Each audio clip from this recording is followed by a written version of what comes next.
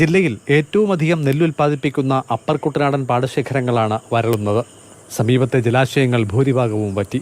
കഴിഞ്ഞ മാസം മുതൽ പമ്പ, മണിമല നദികളിൽ ജലനിരപ്പ് എക്കാലത്തെയും താഴ്ന്ന നിലയിലാണ്. കിണറുകളും വറ്റിത്തുടങ്ങി. അപ്പർ കുട്ടനാട്ടിലെ ഒട്ടുമിക്ക പാടശേഖരങ്ങളിലും നെൽച്ചെടികൾക്ക് 2 മാസത്തോളം പ്രായമായി. രാസവളവും കീടനാശിനിയുമൊക്കെ പ്രയോഗിച്ചതിനാൽ ഈ സമയത്ത് ജലം നന്നായി ആവശ്യമാണ്. New market canal, old market canal എന്നീ 2 കനാലുകൾ തെളിക്കാതെ കാട് മൂടി കിടക്കുക. അത് വെള്ളമില്ല.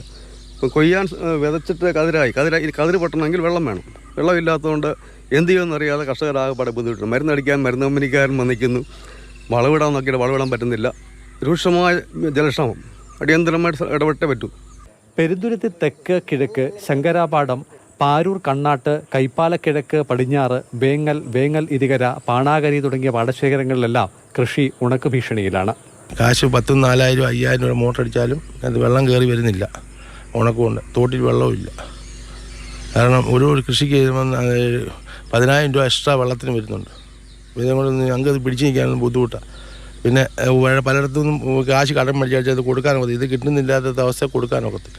പെരിങ്ങര, ചാത്തങ്കരിത്തോട്, നിരണം, ഇരത്തോട്, അരീത്തോട്, കൊമ്പൻകേരിത്തോട് തുടങ്ങിയവയും ആഴം കൂട്ടി തെളിച്ചിട്ട് വർഷങ്ങളായി.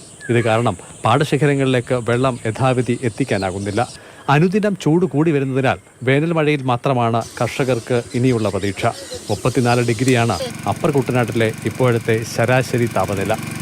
മാതൃഭൂമി ന്യൂസ്, പത്തനംതിട്ട.